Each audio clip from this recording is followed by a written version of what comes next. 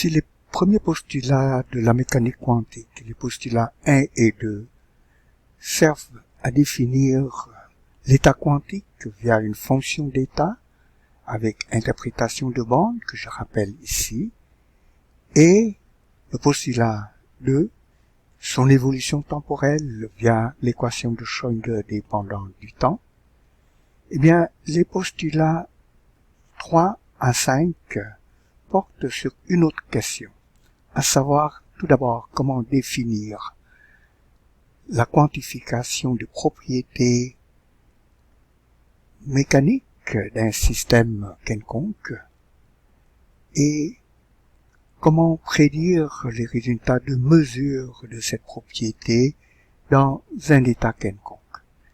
Alors, le postulat 3 est un genre de postulat de préparation dans le sens que il associe à chaque grandeur classique, grandeur mécanique, décrit en mécanique classique par une certaine fonction de l'impulsion des coordonnées des différentes particules constituant le système et du temps, un opérateur linéaire et hermitien, désigné G chapeau ici, est construit à partir de l'expression classique de la grandeur classique G en remplaçant les variables de position et d'impulsion par les opérateurs désignés par P avec chapeau et Q, chapeau là. Alors, ces quantités, ces objets sont des opérateurs, c'est-à-dire ça définit une transformation de fonction dans l'espace de Hilbert. Alors pour chaque variable du type positionnel, x, y et z, etc., le postulat 3 nous demande d'associer un opérateur appelé opérateur de position correspondant, par exemple Q indice K chapeau, ça peut être du X chapeau, Y chapeau, etc., qui est défini de la façon suivante. Ça, c'est une transformation de fonction, et cette transformation de fonction associe à toute fonction de carré sommable une nouvelle fonction de carré sommable qui est le produit de la fonction f avec la fonction Q indice K, ou bien fonction x si c'est la coordonnée x dont il s'agissait. Alors, pour une impulsion, par exemple l'impulsion conjuguée à la coordonnée QK ici, qui est la certaine masse, m indice K fois la vitesse Vk, c'est-à-dire la dérivée de QK par rapport au temps. QK peut être x, y ou z, etc. d'une particule. Dans ce cas-là, on parlerait d'impulsion px, py, pz, etc. Donc à chaque propriété du type impulsion, quantité de mouvement classique est associée à un opérateur impulsion en mécanique quantique qui, encore une fois, est une transformation de fonction. Donc pour toute fonction f appartenant à l'espace d'état du système, donc fonction de carré sommable, l'opérateur P indice K lui associe une nouvelle fonction qui est définie par la dérivée de la fonction f par rapport à la variable de position QK, sur quoi portait cette impulsion, fois h bar sur i. Donc si c'est du px par exemple, alors vis-à-vis de toute fonction f qui dépend de x, l'opérateur px lui associe la dérivée de cette fonction-là par rapport à x fois h bar sur i. Alors on avait vu des exemples d'opérateurs construit selon cette recette-là. Et les deux exemples qu'on avait vus et qui sont les plus utiles sont l'énergie cinétique.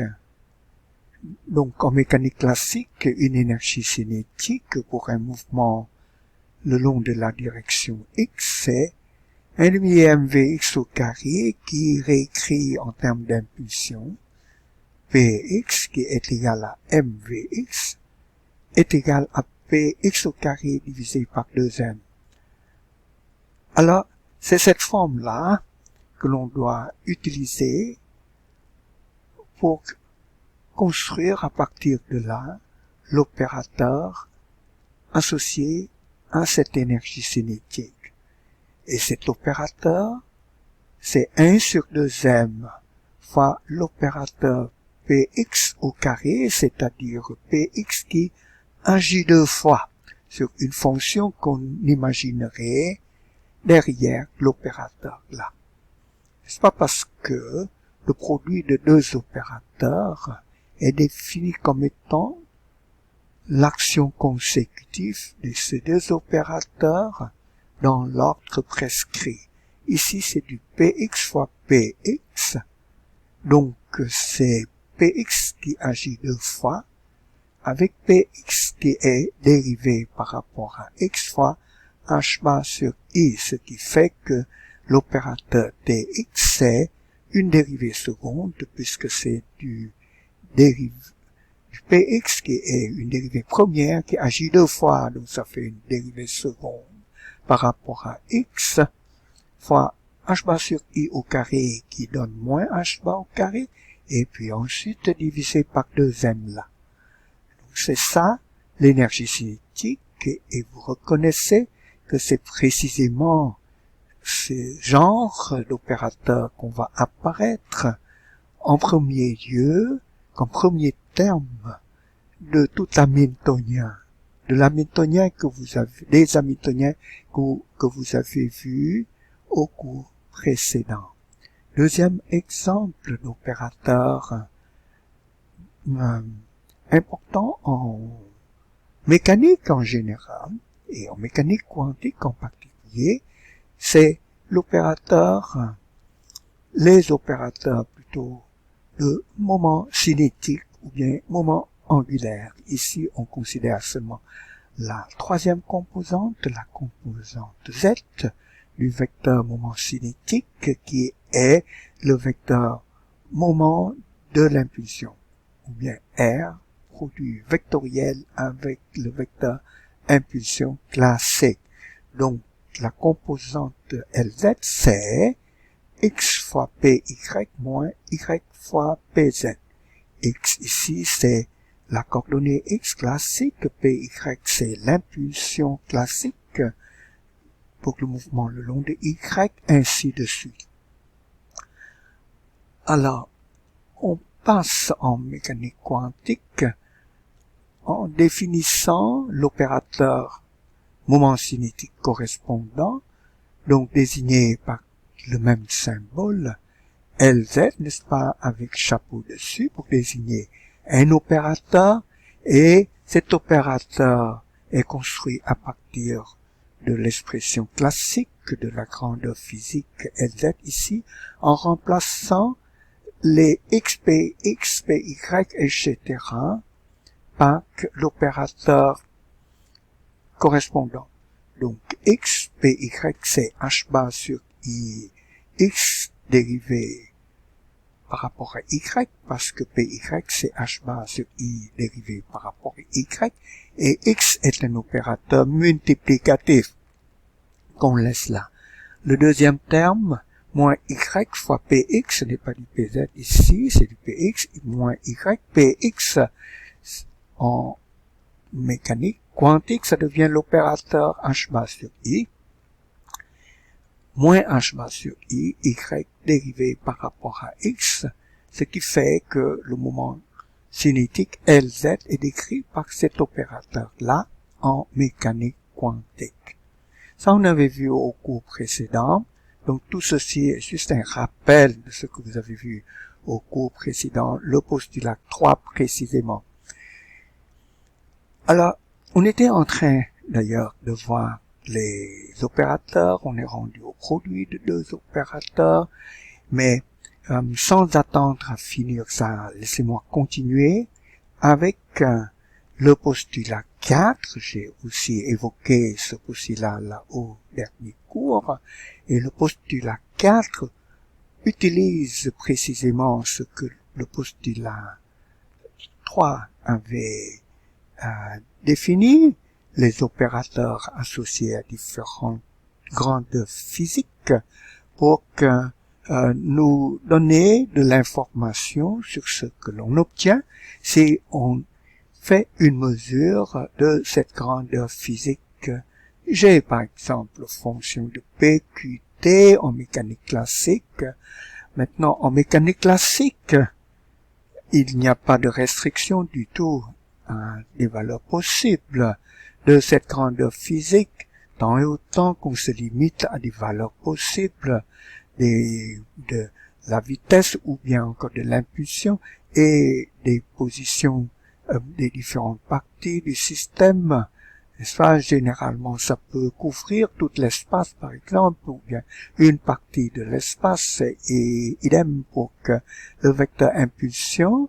Alors, toutes ces valeurs-là définissent les valeurs possibles de la grandeur physique, et vous voyez qu'il n'y a pas de restrictions vraiment sur la grandeur, sur la valeur d'une grandeur physique comme ça en mécanique classique. Par contre, en quantique, le postulat 4, voilà, nous dit que les seules valeurs que peut prendre cette grandeur physique sont les valeurs propres de l'opérateur hermítien G, que l'on avait appris à construire, à associer à la grandeur physique G là, par le postulat 3 de tout à l'heure. C'est quoi les valeurs propres de l'opérateur G? Eh bien, ce sont ces constantes-là, GI, qui apparaissent dans cette équation aux valeurs propres. Une fonction, ou bien un vecteur G, c'est indice I, voilà, est appelé fonction propre ou bien vecteur propre de l'opérateur G si l'opérateur G agit dessus, redonne la fonction ou bien le vecteur désigné par ce quête-là, fois une constante, et cette constante est appelée G indice I ici. Cette constante est appelée valeur propre de l'opérateur G, et souvent en mécanique quantique, par économie de notation, on utilise la valeur propre que l'on met à l'intérieur de la notation quête pour désigner précisément le vecteur propre ou bien la fonction propre de l'opérateur G avec cette valeur propre-là. Et le postulat 4 nous dit que ces valeurs G indice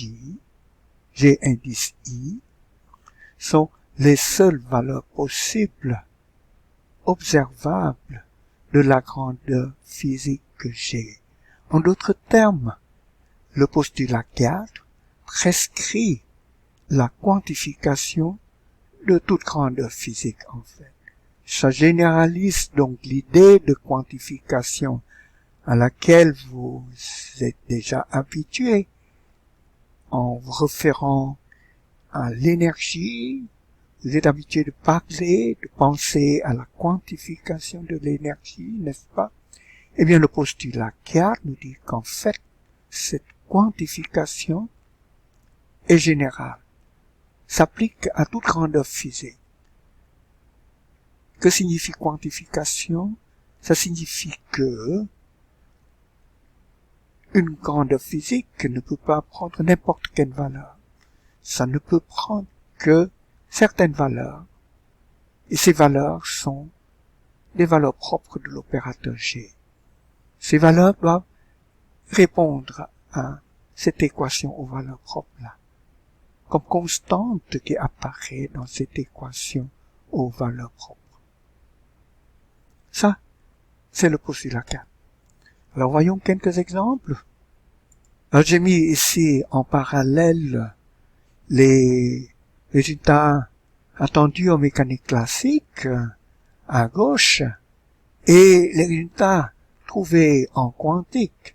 Certains de ces résultats vous commencez à voir déjà, d'autres vous n'avez pas encore vu et vous allez voir tout ça bientôt.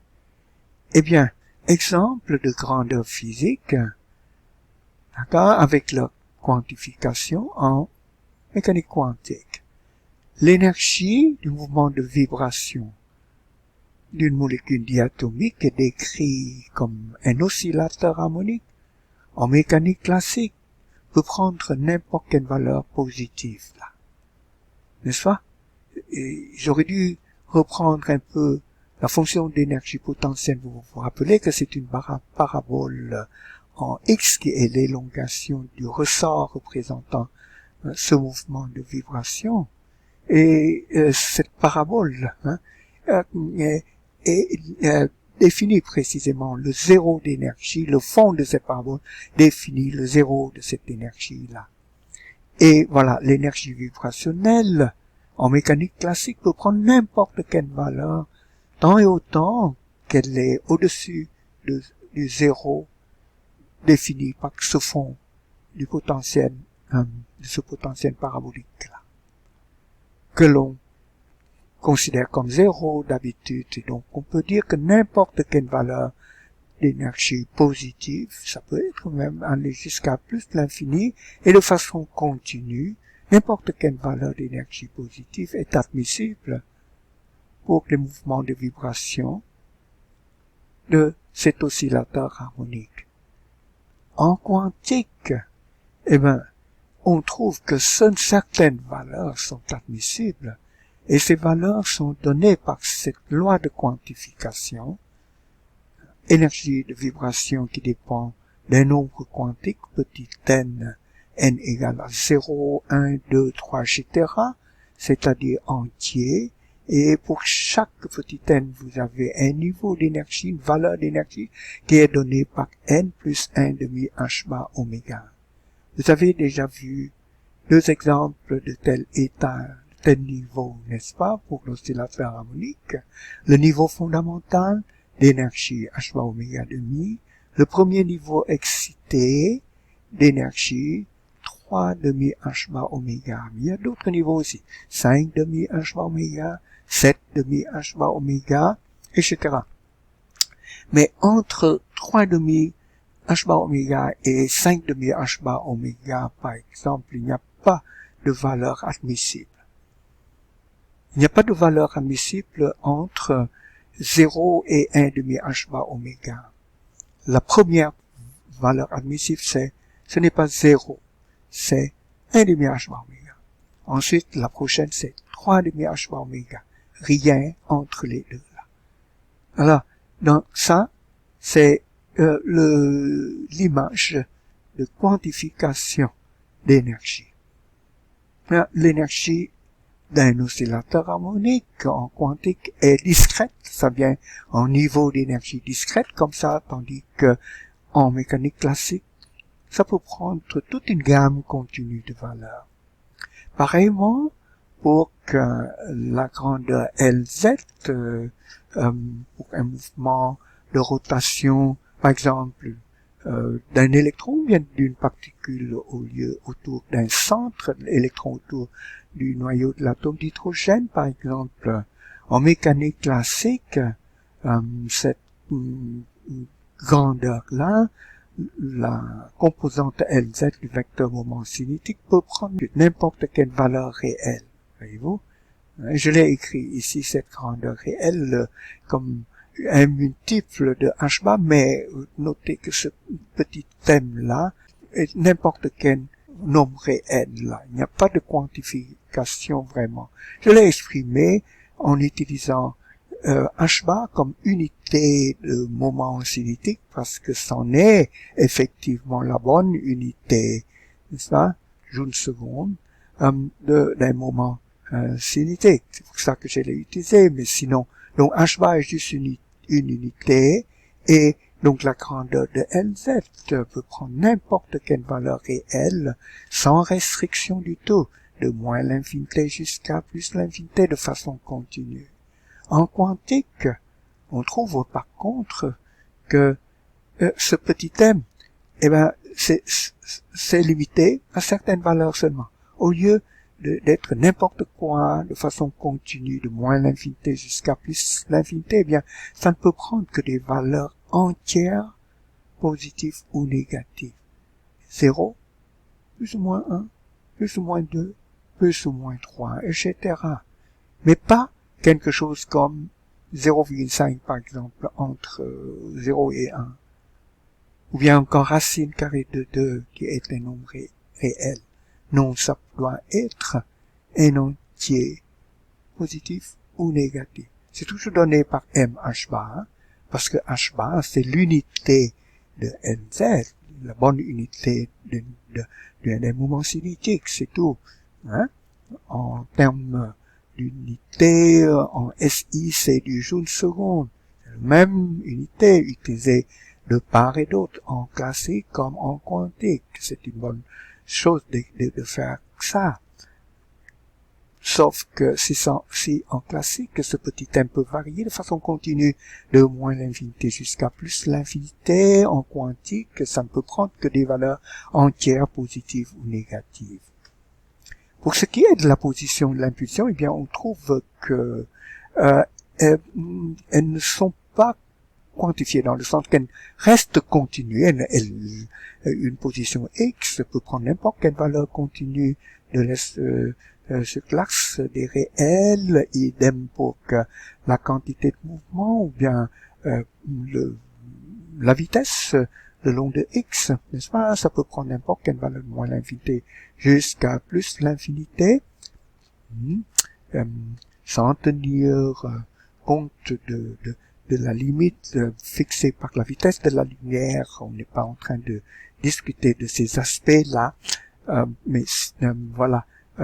Donc, en faisant abstraction de ça, l'impulsion peut prendre n'importe quelle valeur allant de moins l'infinité jusqu'à plus l'infinité en classique. Eh bien, en quantique, on trouve que une position x et l'impulsion, hein, px peut aussi prendre n'importe quelle valeur réelle. Voilà.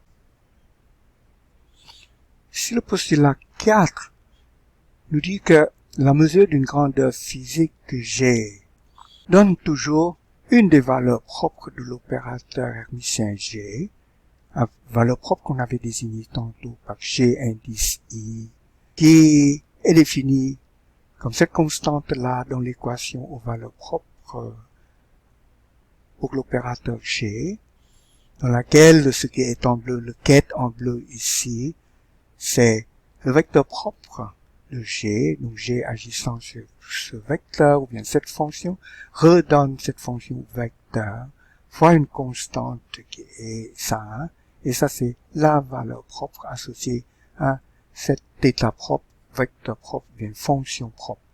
Alors ce sont ces valeurs propres qui sont les seules valeurs admissibles qu'on peut observer en principe, d'après le postulat 4, de la grandeur G là. Admettons ça maintenant, on peut se poser la question à savoir avec quelle chance ou bien quelle probabilité va-t-on pouvoir observer une valeur comme GI par exemple. En d'autres termes, quelle est la distribution, la carte de probabilité des valeurs de cet observable, de cette grandeur physique G. Eh bien, ça, c'est dicté par le postulat 5, qui dit que dans un état quantique psi donné, qui peut dépendre du temps en général, la probabilité d'observer cette valeur, G indice I pour la grandeur physique G, dont la probabilité d'observer dans cette étape-ci grand G la grandeur physique, prenons cette valeur spécifique G indice I, tentez, est donnée par le module au carré de la projection du vecteur d'état, donc de l'état quantique considéré, sur l'état propre, ou bien le vecteur propre, ou bien la fonction propre G indice I ici, de l'opérateur G associé à la valeur propre qu'on est en train de considérer là. Ce qui est en bleu ici, même si c'est désigné par G, le même G indice I, mais en notation ici, en notation, qu'est là, c'est le vecteur conjugué, bras, ou bien si vous voulez, c'est la fonction propre. On l'utilise la valeur propre comme indice pour étiqueter cette fonction propre. Mais c'est une fonction propre, ça. Et de même, cette fonction propre réapparaît ici en conjugué complexe. Dans ce produit scalaire du vecteur de la fonction d'état, de l'état quantique considéré ici, avec cette fonction propre de l'opérateur G. Ça, c'est un produit scalaire ou encore une projection, c'est la projection de l'état quantique considéré sur l'état propre décrit par la fonction propre de G, cette fonction propre de G avec valeur propre GI. Et cette projection-là, en module au carré, c'est donc une quantité positive, nous donne, d'après le postulat 5, la probabilité d'observer cette valeur propre GI pour la grandeur physique G, tentée, si le système était préparé dans cette étape-ci là. Donc, c'est ça. Comment extraire cette information du type carte de probabilité de la fonction d'état décrivant l'état présent du système. Et ici, pour les différentes valeurs que peut prendre la grandeur physique G, valeurs qui sont définies précisément par le postulat 4. Alors voilà, c'est ça, le postulat 5. Alors, très souvent, surtout dans les problèmes que vous rencontrerez, soit dans les notes ou bien dans des anciens examens, on vous donne la fonction d'état décrivant cet état quantique psi-là, prédéveloppé sur les états propres G indice I, sur ces états qui est désigné en bleu là. Hein?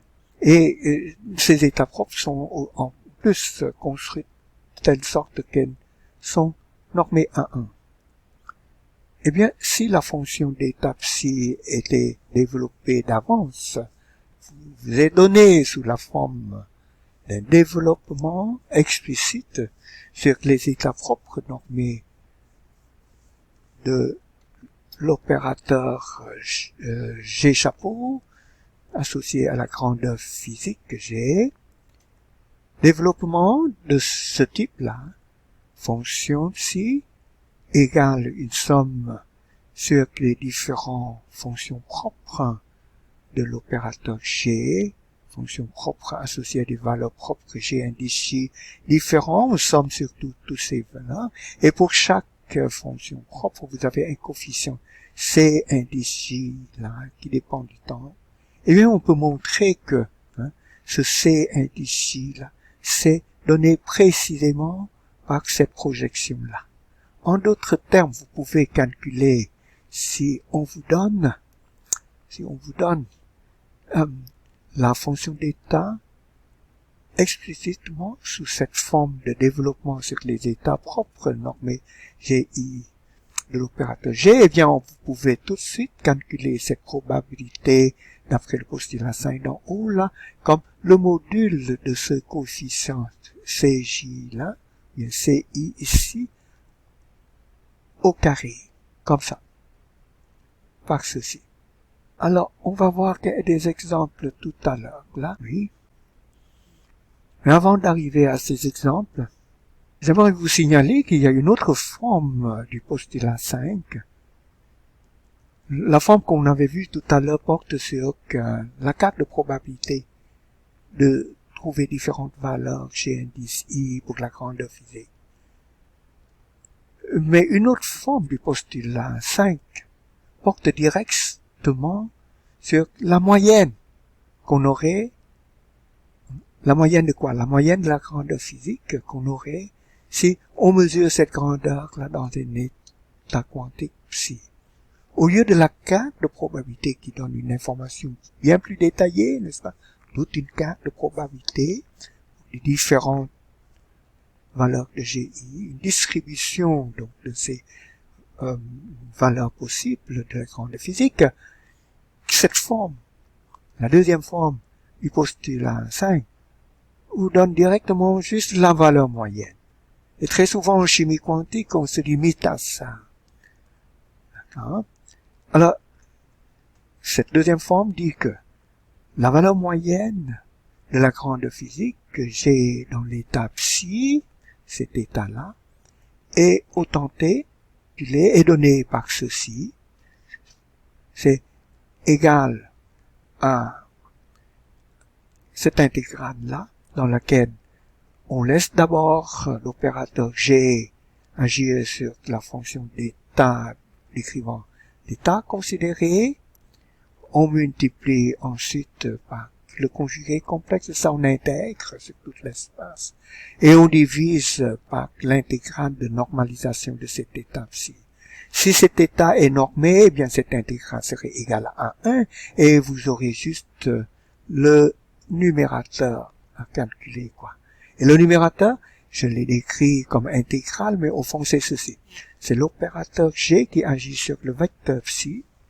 Ça donne une nouvelle fonction, un nouveau vecteur, n'est-ce pas? Et vous prenez le produit scalaire de ce nouveau vecteur, obtenu en laissant G agir sur psi, le modifier.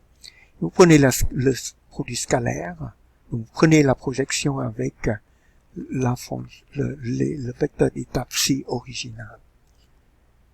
Voilà. Et ça donne la valeur moyenne de la grandeur physique G. On peut établir exactement l'équivalence de ces deux formes du postulat 5, et la démonstration se trouve dans les notes de cours. Donc je vous invite à regarder ça, je ne vais pas faire cette démonstration. Vous pouvez croire que c'est exact là, qu'on peut relier, qu'on peut partir de cette forme du postulat 5 et arriver à cette deuxième forme du postulat 5 sans difficulté. Et ce exactement. Voilà. Alors on va prendre quelques exemples pour illustrer tous ces points-là. Le premier exemple, c'est celui d'une particule dans une boîte. 1D. Laissez-moi vous rappeler que les solutions de l'équation aux valeurs propres, donc équation Schrödinger indépendante du temps, donc équation aux valeurs propres pour l'hamiltonien, je veux dire pour une particule dans une boîte unidimensionnelle, sont données par ces fonctions-là. Sinus npx sur L, pour un facteur de normalisation qui est racine carrée de 2 sur L, L étant la longueur de la boîte. Je vous rappelle que cette boîte est définie par cette énergie potentielle, ces murs d'énergie potentielle infinie en zéro, en deçà de zéro, et puis au-delà de L ici, n'est-ce pas? Vous avez les murs de potentiel infiniment hauts qui fait que la probabilité d'avoir la particule en dehors de cet intervalle est absolument 0 et donc la fonction propre de l'hamiltonien qui satisfont aux conditions aux bornes que ça s'annule exactement à ce mur-là. Et à ce mur, c'est cette forme sinus-là. Avec petit n, un entier non nul. Non nul. Donc il faut enlever n égale à 0 ici. J'ai oublié de faire ça. Alors donc si n de x est égal à racine carrée de 2 sur L, sinus de npx sur L est la fonction propre de l'hamiltonien. Pour ce système-là, avec valeur propre donnée par ça, E indice n égale n carré h carré divisé par 8ml au carré. Je vous ai montré ça un cours précédent. Alors,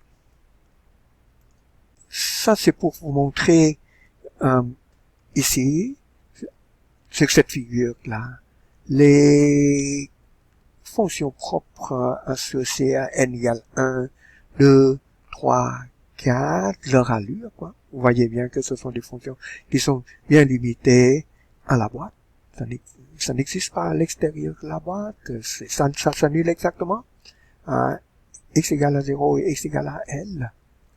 Et ces fonctions ont cette propriété qui est à noter que au fur et à mesure que vous montez en énergie, le nombre de points, le nombre de fois où la fonction passe par 0 augmente. À l'intérieur de la boîte, je veux dire. Donc, pour que le premier état, la fonction est juste uniforme, comme ça, ne passe pas par 0. Ça passe par un maximum ici. Et ça, c'est 0 seulement au bornes. Pour la deuxième fonction, ça passe par un 0 au centre ici. Ça s'appelle un point nodal. Donc, il n'y a pas de point nodal, pas de nœud pour que la première fonction. Un point nodal ou bien un nœud pour que la deuxième fonction. Deux points nodaux ou bien deux nœuds pour que cette fonction n égale à 3. 3 points nodaux pour que la fonction n égale à 4, etc. Et à côté ici, au lieu de vous montrer la fonction, c'est la fonction en module élevé au carré. En d'autres termes, la distribution de probabilité de présence dans chacun de ces états, qui sont des états stationnaires d'ailleurs, n'est-ce pas? Donc, si vous regardez l'évolution de ces systèmes dans le temps, dans ces états-là, eh bien, ça donne toujours la même carte de probabilité de présence dans l'espace, x ici, là, pour chaque état. C'est toujours la même chose, ça ne varie pas dans le temps. Voilà. D'accord? Et maintenant, ce que je vais vous montrer, c'est plutôt ceci. Considérons l'opérateur Px. Vérifions tout d'abord que la fonction de ce type, exponentielle ik indice n, ce qui est un certain réel, ce réel est donné par n sur L ici d'ailleurs, c'est une proposition, d'accord? Et Px agissant sur cette exponentielle-là, fois une constante, la constante n'importe pas, c'est juste une constante qui assure que la fonction soit normée à 1 sur la boîte, là. Voilà. Sinon, c'est l'exponentielle qui importe, et ce que je veux que vous vérifiez avec moi dans un premier temps est que cette exponentielle-là est fonction propre de l'opérateur Px, h bar sur i dérivé par rapport à x, avec valeur propre h bar k. C'est facile là. N'est-ce pas? Dérivé de cette exponentielle par rapport à x, c'est ik fois exponentielle. C'est l'exponentielle fois ik. Alors, ik multiplié par h bar sur i, le i s'en va, il reste h bar k. Donc, vous voyez que une telle fonction, cette exponentielle, est fonction propre de quoi? De Px. Ça, c'est l'opérateur hermitien h bar sur i dx, l'opérateur associé à l'impulsion Px. Et cette relation montre bien que cet opérateur agit sur cette fonction, redonne la fonction fois une constante. Et donc cette fonction est bien une fonction propre de cet opérateur avec valeur propre h bar k ici, h bar k indice n. La fonction sinus npx sur n là, c'est la partie réelle de cette exponentielle ikn x si kn est égal à n sur l. Ça, si vous prenez la partie réelle de ça, je m'excuse, la partie imaginaire de cette fonction, exponentielle ikn moins exponentielle moins ikn, c'est la partie imaginaire de exponentielle ikn nx. Va vous rappeler que exponentielle i quelque chose, i fois 1 par exemple, c'est cosinus de 1 plus i sinus de 1. Donc la partie imaginaire de exponentielle i fois 1, d'accord, c'est sinus de 1. Alors, de même, la partie imaginaire de cette exponentielle i knx avec n donné par ça, c'est-à-dire exponentielle de i nx sur l, ça, c'est, il manque un pi, il manque, oui, c'est précisément ce sinus-là.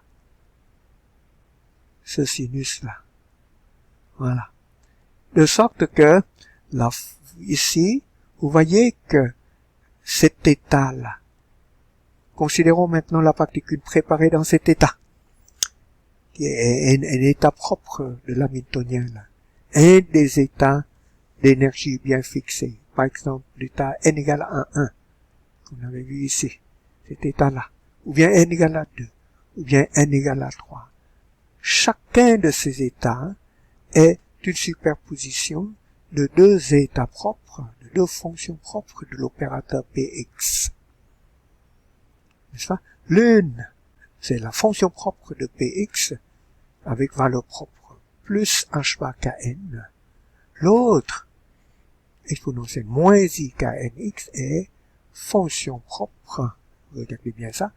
Exponentielle moins i knx, le même raisonnement, c'est la fonction propre de Px avec valeur propre moins h bar kn.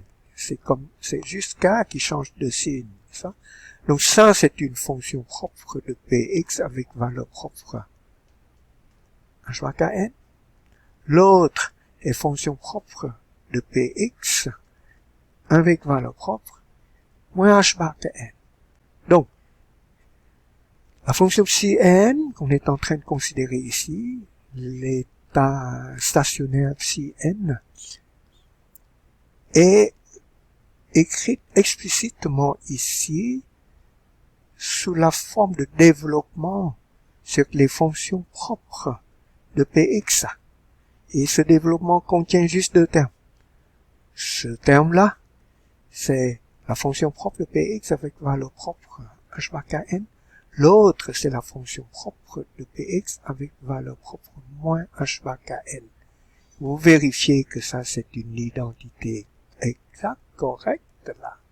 C'est juste une transformation, une réécriture de ce sinus comme partie imaginaire d'une exponentielle complexe. Cette exponentielle complexe, précisément. Donc, c'est exact. C'est exact et ça représente précisément le type de développement dont je parlais tout à l'heure, de la fonction décrivant l'état qu'on est en train de considérer, sur les fonctions propres de l'opérateur G. Ici, G, c'est Px. D'accord? Et c'est un tel développement que l'on a là. Avec deux termes seulement. À partir de là, on peut utiliser le postulat 5 sous la première forme pour calculer la probabilité de trouver dans cet état-là Px, la grandeur physique Px, égale à plus h bar k. Eh ben, c'est le coefficient de cette fonction. Le coefficient de cette fonction-là. Cette fonction, il faut la prendre avec le facteur de normalisation comme il faut. Parce que ça doit être une fonction normée à 1. Telle qu'elle, c'est une fonction normée à 1. Donc, le coefficient de cette fonction, c'est quoi? C'est 1 sur i racine carrée de 2. 1 sur i racine carrée de 2 avec sin plus là. En module au carré. C'est ça, c'est le postulat 5. Le module de ça, au carré, c'est 1,5. Le module de I, c'est 1. Voyez-vous? Donc, il reste 1 sur racine carrée de 2 au carré. Et ça donne 1,5.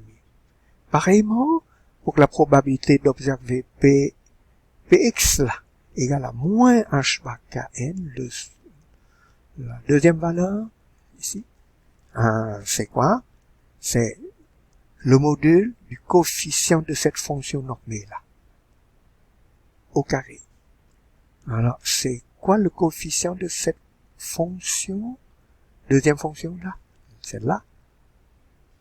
C'est moins 1 sur i racine carrée de 2. Donc, je prends moins 1 sur i racine carrée de 2.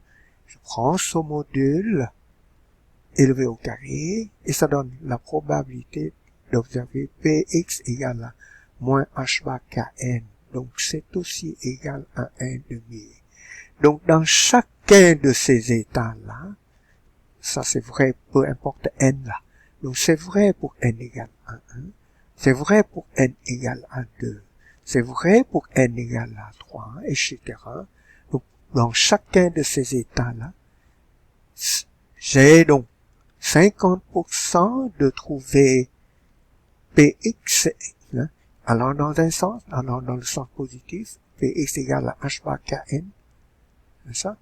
Ou Px allant dans le sens négatif, Px égale à moins h bar kn correspondant à cet état-là.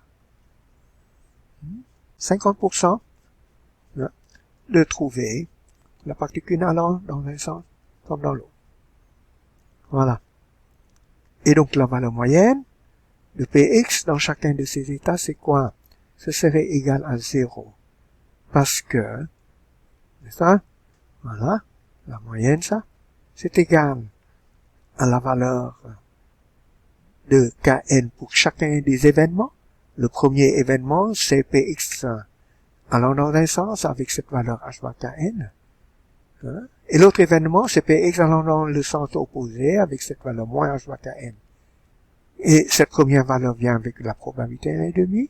L'autre avec probabilité 1,5 aussi. Donc là, la somme de tout ça, c'est la valeur moyenne de Px.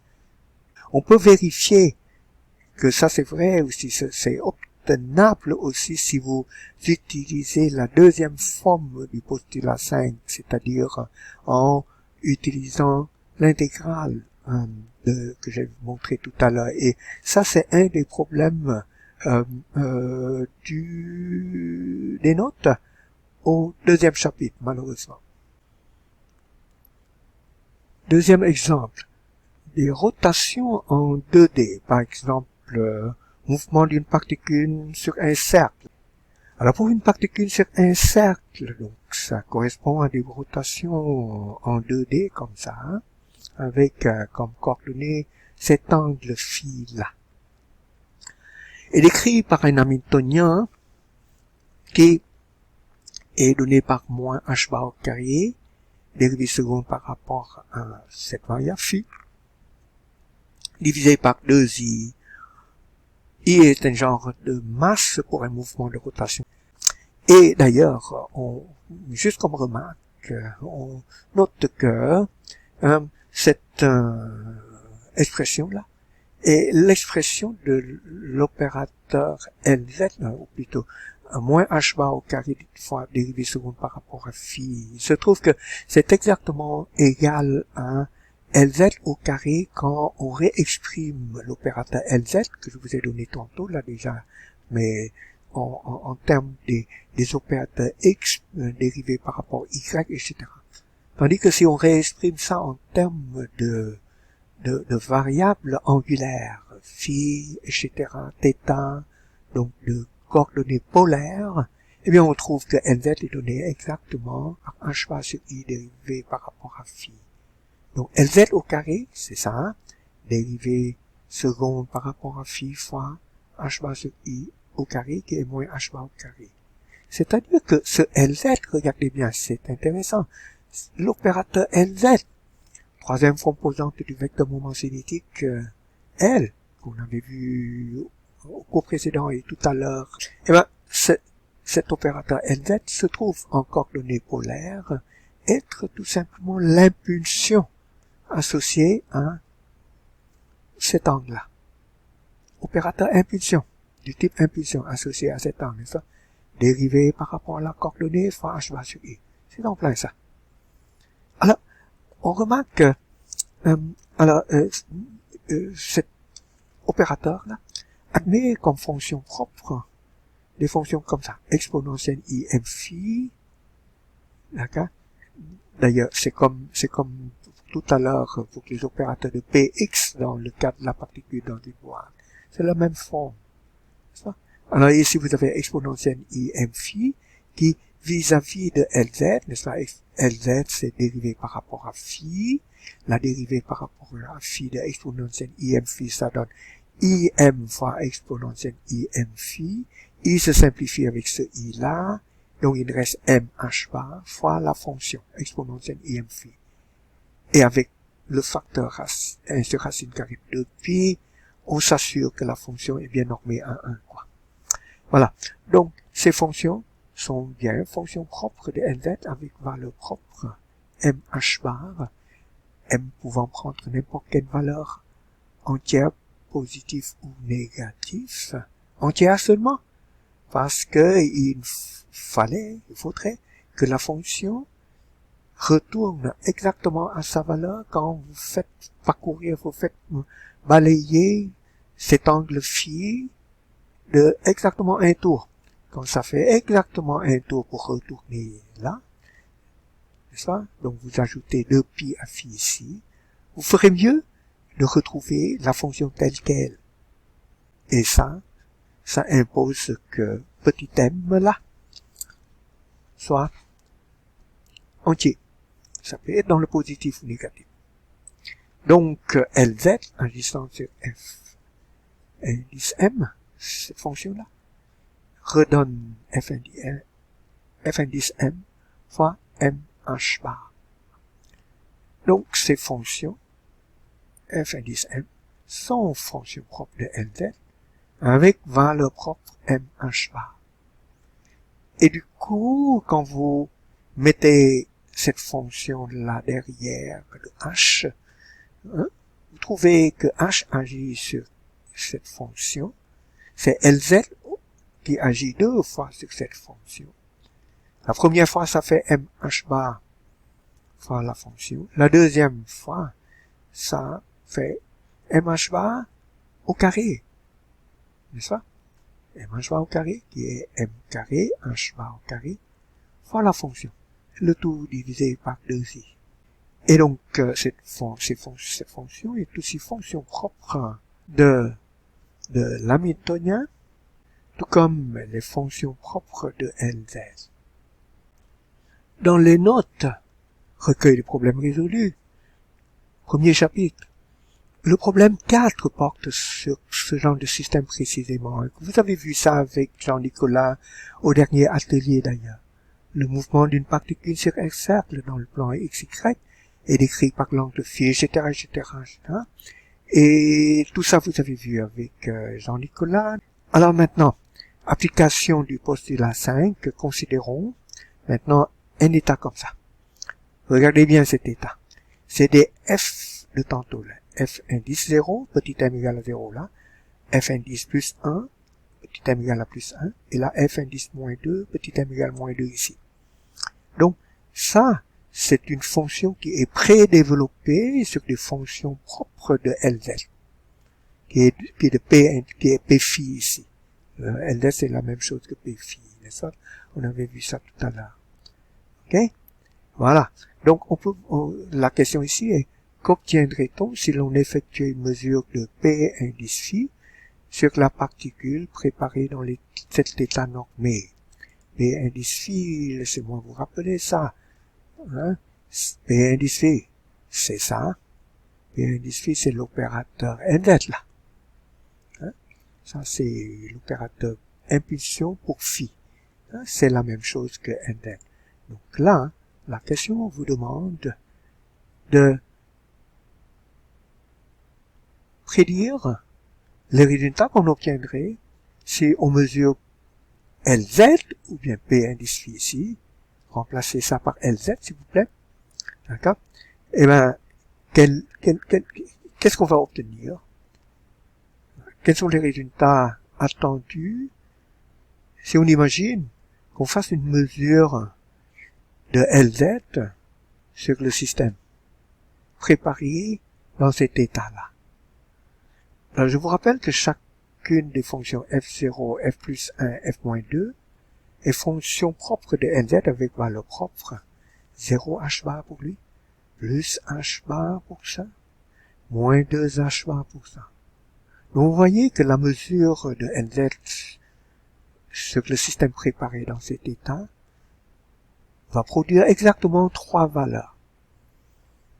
LZ égale à 0 h bar, LZ égale à plus 1 h bar, et LZ égale à moins 2 h bar, avec probabilités respectives qui sont coefficients de cette fonction-là, c'est 1 sur racine carrée de 2 au carré, en module au carré, ça fait 1,5.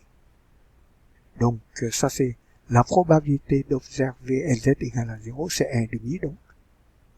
Probabilité d'observer LZ égale à plus 1 fois h bar, plus h bar, est de 1 sur racine carrée de 6 en module au carré, c'est-à-dire 1 sixième. Probabilité d'observer LZ égale à moins 2 h bar, donc la fonction propre est ça, c'est le module du coefficient de cette fonction propre élevé au carré. Ça fait donc 2 sixièmes, n'est-ce pas? Module de ça, c'est la même chose que ça. Au carré, ça fait 2 sixièmes.